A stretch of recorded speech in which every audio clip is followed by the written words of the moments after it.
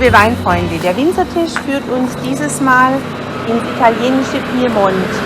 Hier im Norden des Piemonts in der Weinbauregion Roero erwarten uns spannende Rotweine und eine Weißweinrebsorte, die die Welt sonst an keinem Fleck kennt. Das Weingut Monchiero Carbone wartet auf uns, lassen Sie uns eintreten.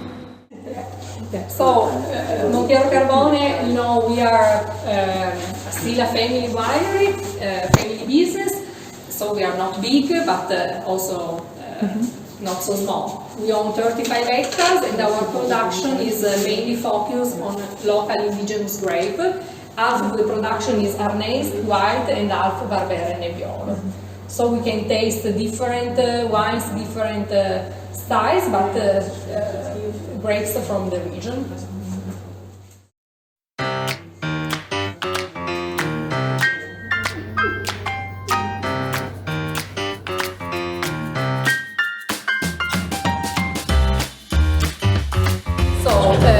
Let's start our tasting. So we are in Roero region, but my husband Francesco is really a fan of the white wines of Piemont. So we are focused mostly on Roero Arneis. So this is Roero Arneis Rebsorten. This is our most important wine since it's the biggest production of our winery. Roero Arneis, Roero is the name of the region, Arneis is the name of the grape. It's an indigenous grape that was grown here in Canale around 6 centuries ago. Rebsorten is a very typical example of Arneis grape vinificated in stainless steel. So the Roero Arneis is a white wine that is really now appreciated, not just in Piemont but also outside Italy, because has a very good structure. It's a easy, enjoyable white wine, very fruity, but also with a good structure that also you can drink all year, not just in summertime. And also it's perfect with food for dinner, so you can drink it with food, appetizers, main dishes. But a wine that has fruitiness but also some body, very long lasting in the mouth. Rebsorten is the name we dedicate. Is a name from the local dialect Piemontese that means little king. So little king because we consider Arneis a little king compared to Nebbiolo, the emperor of Piemonte. And also because Arneis, when it was discovered 6 centuries ago, at the beginning was called white Nebbiolo, since the grape is very similar to Nebbiolo with very small berries and thick skin. So if you want to enjoy a very typical example of Arneis, Rebsorten is really one of the most ideal Arneis. So yeah, this is a modern cellar where we start all the process of the vinification of grapes. So in a few weeks all the grapes will be collected here. You know, the harvest in Piemont, in our region, is totally manual, so we pick grape by grape manually. And we collect in small cassettes and we bring the grape here. So you can see over there's a tube, a red tube. So the grapes, they fall down directly into the press. So this horizontal tank is the press. So the press is the machine where all the process starts because the grapes start to be crushed. And for the white Arneis, it's very important when the juice is transferred into the tanks. So we immediately divide the skins of the white grape and the juice. So the juice then starts the fermentation in the tank. So all the tanks are temperature controlled, so we can control the fermentation. And then the white grape stays in the tanks till January, February, when we begin to bottle of wine. So, if you want to enjoy a very typical example of Arneis, Recit is really one of the most ideal Arneis. So the nose, the flavor, remember usually the fruits like the peach, the pear, and then it's very long and almost round. So it's not a light wine, easy wine that immediately disappears, but it stays very long in the taste. Yeah, and if you wait, it opens, and also remember the white peach and a little bit the almond you find in the amaretto.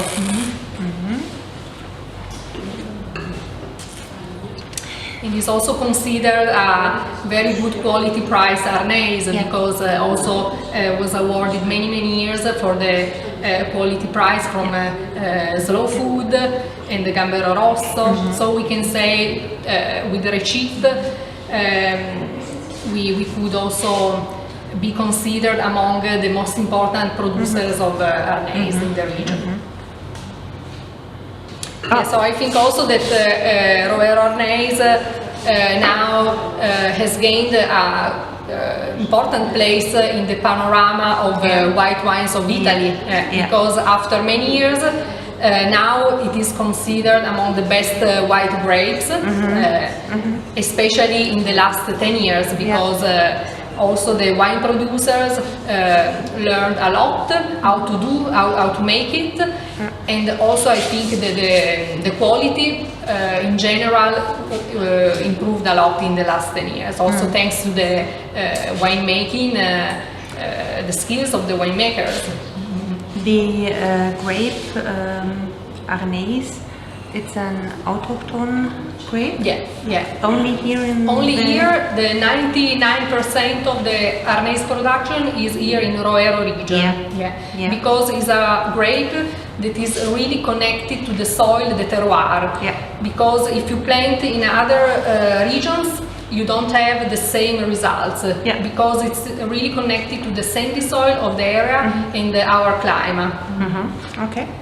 So we are lucky that we have our own white. You can be lucky.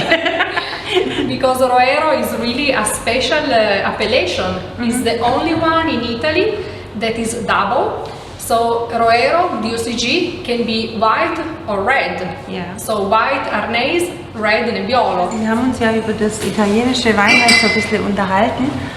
Und üblicherweise gibt es in Italien eigentlich die Idee, dass es auf diesem Platz im Prinzip ideal ist für Rotwein oder für Weißwein, und dass man wirklich im Roero-Gebiet, in diesem kleinen Roero-Gebiet, sowohl Rotwein, in dem Fall Nebbiolo, als auch eben diese Arneis-Traube pflanzen und zu Qualitätsweinen und sogar zu Reservas verarbeiten kann. Sowas gibt es eigentlich sonst nicht. Also am gleichen Fleck, dass der Winzer wirklich die Auswahl hat, wenn ich hier pflanze, könnte ich weiß oder rot pflanzen, das kennt man eigentlich normalerweise nicht. Kann man schon, aber natürlich nicht einfach, um nachher wieder Qualitätswein draus zu machen.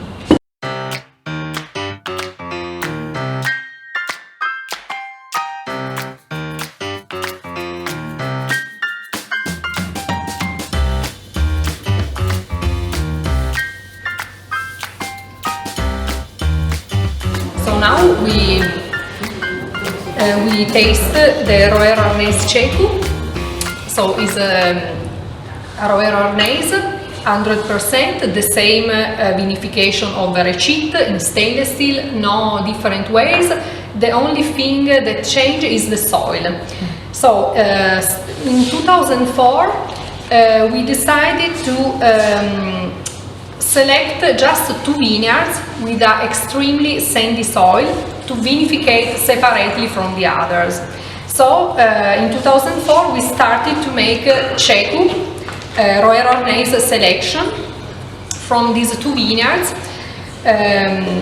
very sandy, that were giving us different results in terms of sapidity and minerality. So the grapes are smaller and more concentrated. So here we have a very different Arneis from the Recit, from the first one we tasted, because we have more round taste and this very interesting salty sensation you feel on the tongue. And so this is a white wine, this is a Roero Arneis, suited also to pair it with special food like also cheese or risotto, shellfish, because it's really interesting, the saltiness you can feel on the tongue. And the Roero Arneis Cecu is also a wine that can age a long time, even if it's ideal to drink immediately after 1 year, because this is the 2020. And it's really nice now to drink now after 1 year, but you can also keep it for 5, 7, 8 years. So this is something also we are discovering ourselves in our winery, because since today Roero Arneis was not considered a wine for aging, but now that we have some experience with the Cecu, we can finally say that you can definitely store it for at least 10-15 years. Another story about the name. All the name come from the local dialect. Cecu was the nickname of the grandfather. So this wine was dedicated to the grandfather Cecu, that he was an Arneis lover in the past when nobody was used to drink Arneis. You know, Arneis was really not known. And so we dedicated to him this selection, also because one of the vineyard was his estate.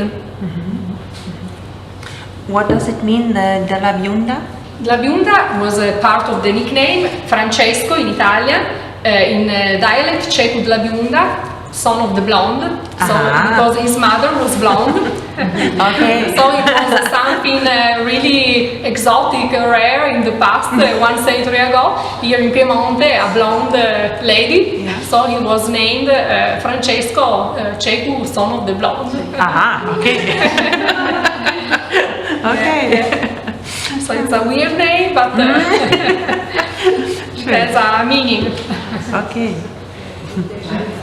Also the flavor is a bit more exotic. Remember more the pineapple, the Pompei, come si dice? Grapefruit. No, il Pompei. Grapefruit. Yeah. More citrus. But also very deep complexity. Yeah. Very long in the taste. Also important is that Cecu was the only Arneis, the first Roero Arneis to be awarded with the Tre Bicchieri by Gambero Rosso. Is the most important award in Italy. And Cecu was the first for 3 times already in the last years. So we can say it's one of the most important Roero Arneis for the critic. I think like this,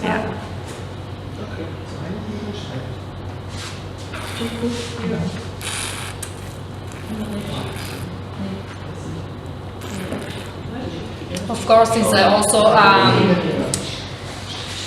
personal taste. Some people prefer Recit, some people prefer the Cecu. Also, to me, they are different, but also you can drink it in different occasions. Recit is ideal also by the glass to drink with easy food, very versatile, many occasions. Cecu is a bit more complex, elegant, and also is, I think, is better with the dinner, with some important dish. I think it's a decision of the situation. Yeah, exactly.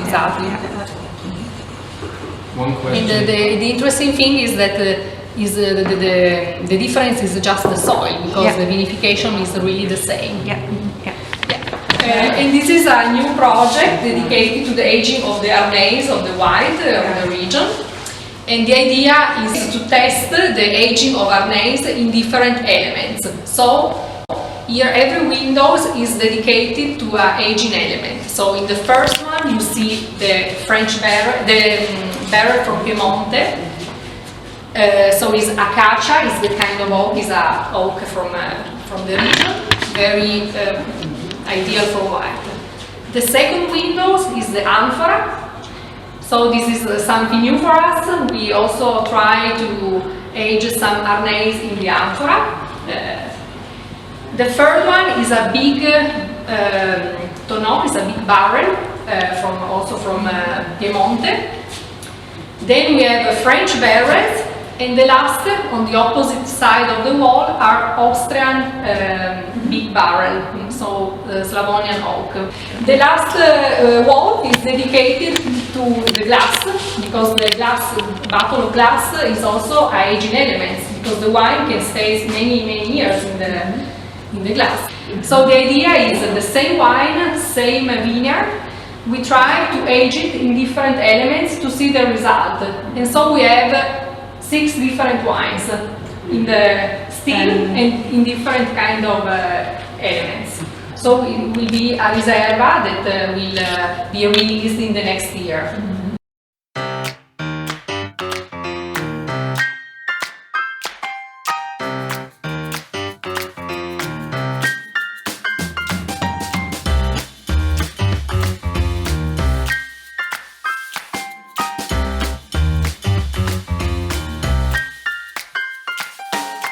So now we tried our Barbera d'Alba Monbirone, our most important cru, single vineyard of Barbera. Monbirone is the name of the vineyard, is a single vineyard located here in Canale, and is the oldest of our family because our great-grandmother, the lady you can see here in the picture, she bought this vineyard 1 century ago in 1918. And this year we are going to celebrate the centenary anniversary of this wine with the vintage 2018. So this label is a special label we made just for this vintage, a special label. 100 anni di Monbirone, 100 years of Monbirone, signed by the 4 authors, 4 winemakers that made this wine in the last century. Every bottle is numbered, so you see here the single number, and on the back instead you find the classic label that we usually use. So Monbirone has a very special story because it was the first vineyard from our family. And the great-grandmother, she bought this vineyard because she was the owner of a osteria, a restaurant in the village, and so she started to make this wine 1 century ago for her osteria, her restaurant. So at the beginning was just sold to the consumers on the table, but in the 60s of last century, the 1961, she started to label this wine. And now we still make today. And what is really interesting is that this vineyard, very old, we replanted with the same genetic plant vines from the great-grandmother. So we made our own selection, and this is very important because the vines were really suited for the hill, for the climate, the terroir, and make a great Barbera, different from all other Barbera we have in our vineyards. The Monbirone is very close, so you can see from the top, from the window. Yeah. And it's one of the only vineyard we can reach by car, because there's a church on the top. Okay. So people, they go marry, Yeah, and there's so a there's a street. street.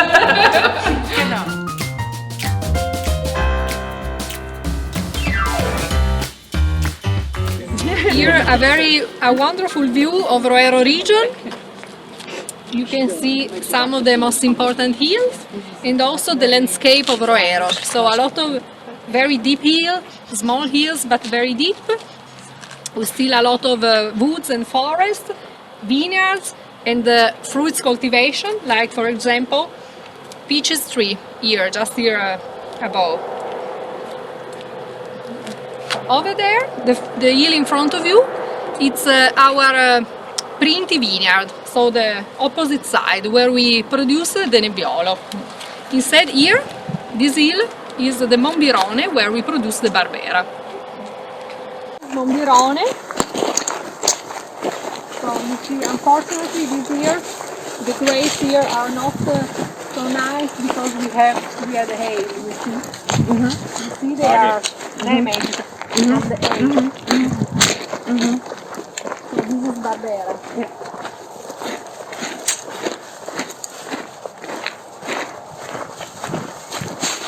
Yeah, you see, some are dry because the hail.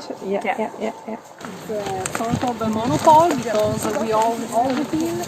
Monchiero is only for Monchiero Carbone. Yeah, mostly it's also one other producer, but on the bottom. Yeah, okay. So from the east side, surrounding all the hill till the west. And this is where you see this small house with the palm. This was the first vineyard, the first portion bought by the great grandmother. Yeah.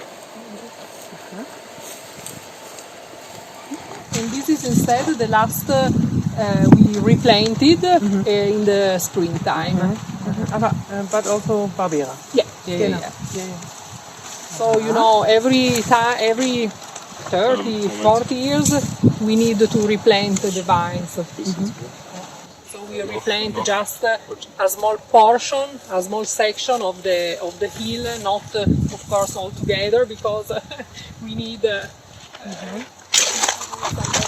One part after the other. So just a small portion, and this was planted only in the springtime. So this will be in production in the next 3 years. Das ist der Weinberg, den sie neu abpflanzt haben, weil sie, und zwar mit speziell quasi Edelreis aus dem eigenen Weinberg, damit sie wirklich den Klon behalten, den sie quasi durch Hand, damit sie kein anderer Barbera Klon mit beibringen. Und das ist jetzt quasi frisch gepflanzt und die machen dann quasi, die versuchen das eben dann auch mitunter zu rekultivieren, aber halt Stück für Stück, damit eben nicht zu viel ausfällt. So here next month all the grape will be picked manually with by hand. Every grape. Okay. And then we collect in a small cassette and we bring to the cellar. Okay. So, but everything is manual here because the hills are so deep that we can't use machinery. It's too dangerous. So we need to do everything by hand.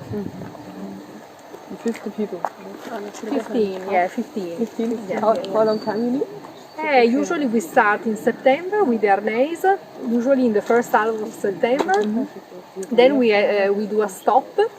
Then we start with the Barbera, end of September, beginning of October, and the last is the Nebbiolo in the middle of October, first half of October. You know, we work all year waiting for the harvest, so there is a lot of work behind. And then also, you know, the weather, you never know, you have to cross your fingers, and this year was not lucky. In the last 15 years, we always had a very nice summer, very hot, so good for the grapes because they could ripen in a very good way. The only year that was rainy, we had a very rainy summer, was 2014. But in the last 15 years, because of the global warming, also we have a very hot summer. And also this has a result on the alcohol because all the wines are higher in alcohol. And this is because the weather, the temperature. And the water is a problem? Is it true? No, the water is enough. So it's here it's a rule of the DOCG. We are not allowed to water. Okay. But usually we have good rain in the spring, in the beginning of summer, usually in June, so it's not a problem. So also the very hot years, when all the plants are suffering, other fruit trees are suffering, vines, the vineyards are very green, beautiful, they don't suffer. They are really resistant to the dry weather. Now you know where Monbirone come from. Yeah. This vineyard. For the red grape, you know, the process is different because the red grape, for the red wine, you need the contact with the skin. So, a long maceration, 3 weeks, 1 month, the wine together with the skins inside these tanks. And after 1 month, we split the skins from the wine, and then the red wine can be aged in oak or just here in the stainless steel tanks, depending on the wine we want to make. So here, of course, is a model cellar, as you can see many of them. But the most interesting part is upstairs. So, welcome to our aging cellar. This is the oldest part of our house. It's an aging cellar, more than 2 centuries years old, and it's still original, still the same as 2 centuries ago. We didn't change nothing here because it's an ideal place to age wines, because the temperature is constant all year, around 14-16 degrees. And very important, the humidity that you can see from the wall. Humidity is natural, 90% all year. So this is fundamental to keep the barrel wet, also outside, not only inside. Yeah. So here we age our best selection of Barbera and Nebbiolo, so our red wines, the most important selections.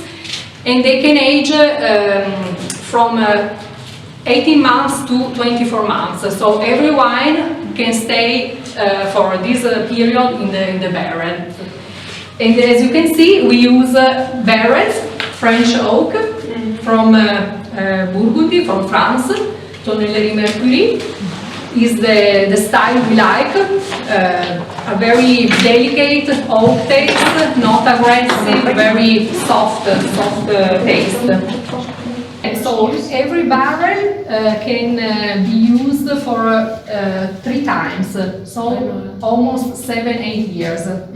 So the first passage is for 2 years. So this is the new one. So every year we buy new stock of barrels. This is the new one with the logo. Instead, the other one are used for 2nd or 3rd time. And every barrel can contain 228 liters.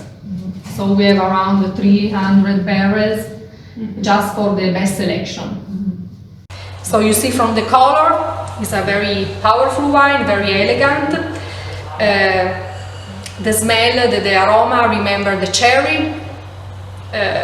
Red berries, but then the taste is really strong, powerful, a very big, full taste. The wine is aged for 18 months in oak, in French barrel, so you can also feel this structure.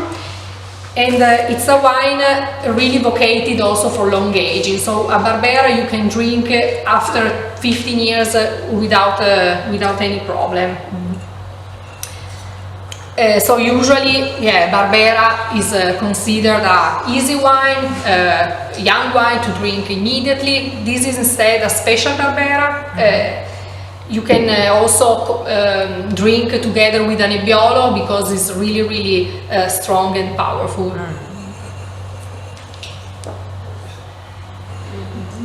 And of course, we only make this wine in the best vintages, since of course we need a very good quality to make this selection, also not a big production.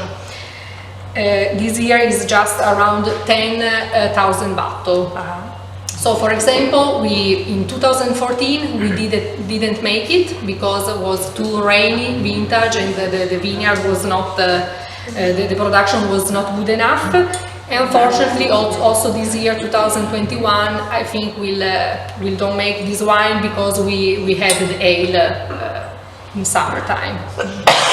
But the 2018 is also a edition for a collection. And usually Monbirone is really a wine that everybody can enjoy, can appreciate, even if you are not, a sommelier, an expert, wine expert. But even if it's a big wine, you can appreciate. Yeah, because it's very friendly and very foodie even one. if it's powerful and with a big structure, but also easy drinking in the same time. So usually here in the winery, it's a wine with a sort of universal taste. We see that all people like it very easily. Yeah. So when people they want to enjoy a wine for dinner with some steak, some strong cheese, and they are not maybe so familiar with the Nebbiolo, Barbera Monbirone is always a good choice. Yeah. A nice one.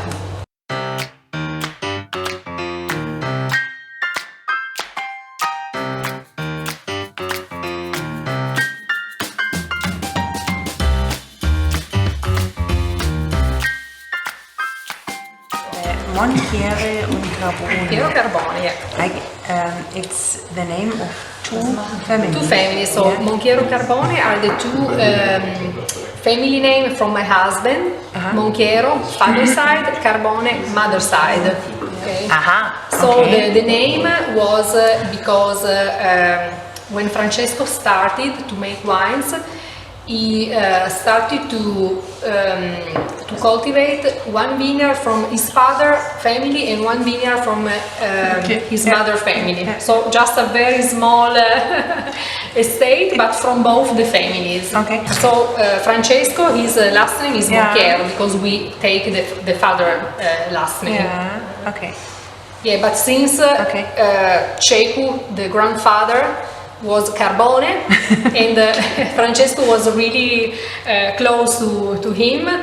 He also wanted to celebrate his relationship with the grandfather, also putting the name of the two families on the winery. Yeah, but the family tradition in the winemaking was from the Monchiero family since 1 century ago. So the first vintage made by the great-grandmother was 1918, and from Monchiero side. Francesco, the boss. Arriva il boss. State bene qui? Ce ne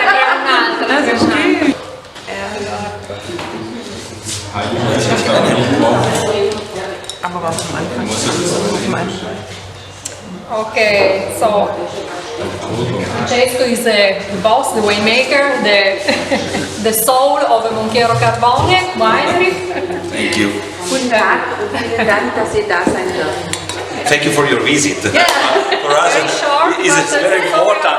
A restart. Because a long time without the visitors for us is good time. It was sad. Yes. So we are happy to welcome people again in the winery, because we were saying that it's a really fundamental, important to visit the wineries to understand better the wine. Visit, look, for understand better the wines. And the visit is very important. To understand the kind of work you do. Exactly. I think you can also understand from the place his style, very clear, very clean, precise, because he's in this way. Too clean. More clean my wine than me. That's not. But the wines are very important. Exactly. Correct. Yeah, but it's almost harvest time, so we are still in works. Because next year we will also drink very good wine. Okay, let's finish with our most important top wine, Roero Riserva Printi. So, for people that are not familiar with the region, Roero is the name of the region, Nebbiolo is the grape, so 100% Nebbiolo. We know that it's not easy. The appellation system of Italy is really complex. Yeah, really. And we know, and of course you already know everything, but maybe some of your consumers, they don't know about, and it's always important to explain, because here also on the booklet you can find a map. Die Karte zeigt, etwas vereinfacht, das System der Appellationen, also der Qualitätsweinregionen, in Italien auch DOCs genannt, hier in dieser Region. Die gesamte Region nennt sich Langhe und teilt sich in 3 Bereiche auf. Regionen, in denen die besten Nebbiolo-Qualitäten wachsen, weil die Weinberge am besten geeignet sind. Roero ist die größte Region, und zwar mit der Besonderheit, dass es die Appellation für den weißen Arneis und den roten Nebbiolo gibt. Deshalb trägt der Wein die Rebsorte und Roero auf dem Etikett. Im Süden dagegen gibt es nur Nebbiolo und die Appellationen nennen sich dann Barolo, Barbaresco und Roero. Also je nachdem, wo die Weinberge für Nebbiolo liegen, gibt es Roero, Barolo oder Barbaresco. Wir sind hier im Norden, im Roero, ganz genau in der Stadt Canale.